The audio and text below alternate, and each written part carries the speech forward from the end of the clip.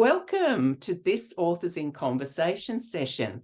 I'm with Amanda Thompson, whose wonderful book, Financially Fit Women, is just out on the market. And Fiona, I'm so glad you've written that book. I wish you'd written it 20 years ago for me to have read before I made some bad decisions, but you've done it now. So I'd love to hear more about it. And it's the funny thing is that I hear that often, oh, where was this book 20 years ago? And it's not too late. I keep saying that it's not too late. Information gathering and education should happen through our whole life anyway. And that this book is exactly that. I think if I go back to the start of the why, I find through my 20-odd years of financial planning that financial planning or financial literacy, financial education, whatever you want to add to that, has seemed out of reach for a lot of women in particular. We know that gaps exist for women in the financial space, and I kind of just had enough of it, and I wanted to be able to fix everything, but there is only one of me, and hence came a book that became affordable and accessible for any woman or male. I've always had males read it already, or males, to pick it up and just get that base level of then where do I want to go next? I love that. It's a nice, simple approach. And what in your background, did you ever have a moment of truth that got you much more focused around finances, or has it always been something you've been interested in? I've always loved numbers, believe it or not, but the challenge of numbers, yeah. So even in maths, when I was when I was in primary school, I would have this ability to find challenges within things of numbers. I did accounting at uni, and the challenge would be, can I get this balance sheet to balance, in the record time or whatever it is. So I always liked the challenge of numbers, and I was really good at it. So therefore, I liked it. It was fun. And then I realized that ability could then transform to helping people.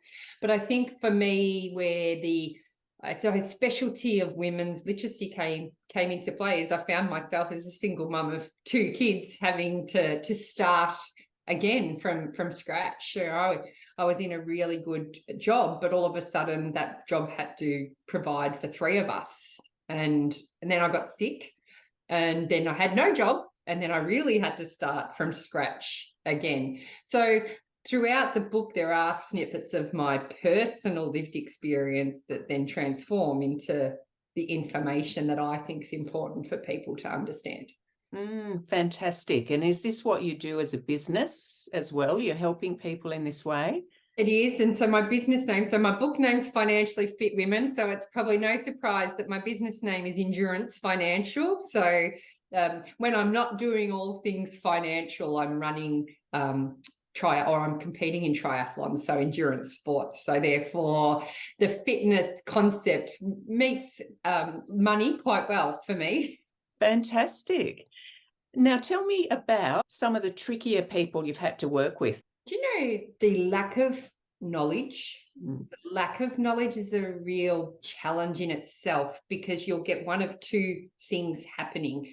You'll get someone that doesn't want to admit that they have a lack of knowledge, and so therefore not necessarily open to learning something new. That's always tricky. Or you've got the opposite, and someone's talked themselves down so much that they've lost all confidence in what they have the ability to do. And quite often, both of those type of people come to me and say, no, we just want you to do, Amanda. We don't want to learn.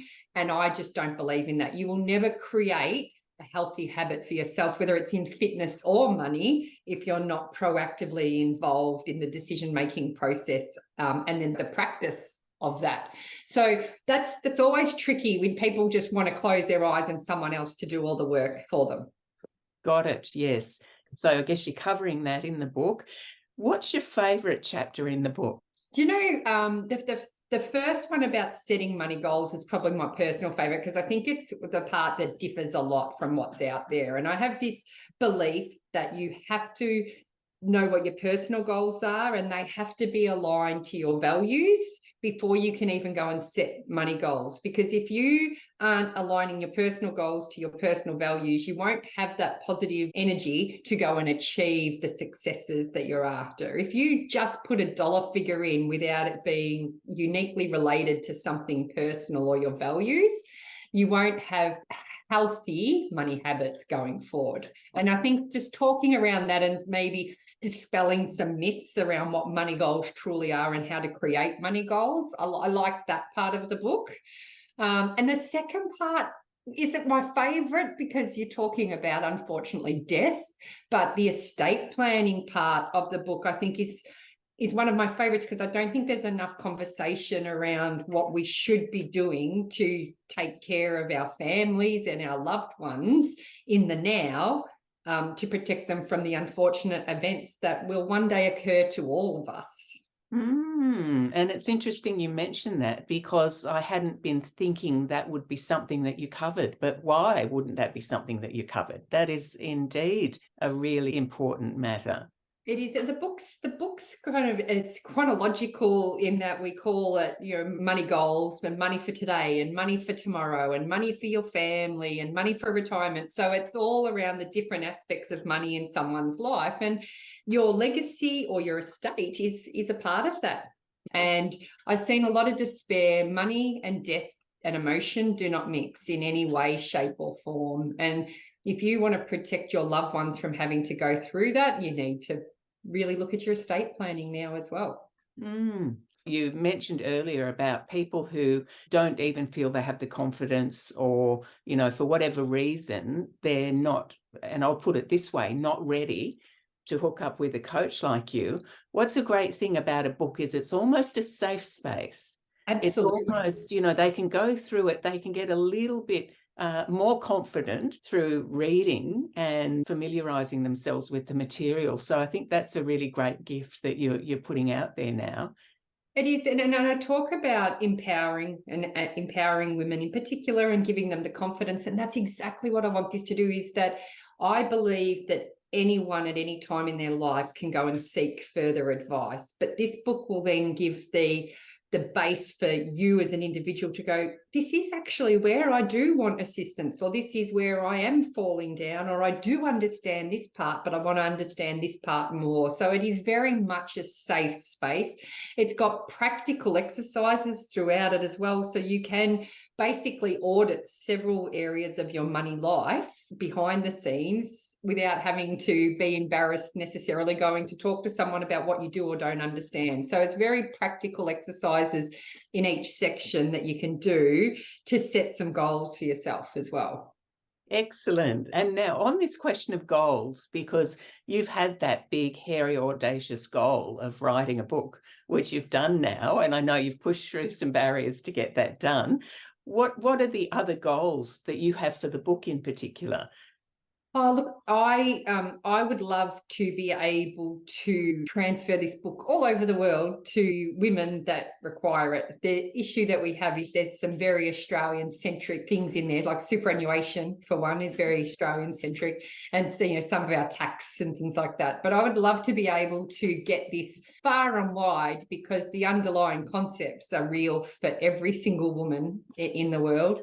I would love to see this book in high schools, to tell you the truth, in that year 11 and 12 area. Actually, we started this conversation by you saying, I wish I had known some of this information 20 years ago. Well, this book is the perfect opportunity for schools to give, that. And for me, I would love to start delivering the content of this book in group situations. Like, I'm very much an in-person person. So the fact that all my education's in writing has been difficult for me, because I really like doing it on a one-on-one sense. But, my goal is to reach as many people as possible. So hence the book's doing that, because there's only one of me and I can't be everywhere all at once. Exactly. That's fantastic. Now, let us know where we can get the book and where people can find you. So you can find it at that same spot. So my website is endurancefinancial.com.au. I believe the book's just about to hit Booktopia as well, and it is on Amazon, that's surreal in itself for me. But yes, you can definitely get everything from the book, and the workbook that goes with the book from my website as well. And there's lots of different ways to contact me and work with me on the website. Well, thank you for sharing this with us, and thank you for writing the book.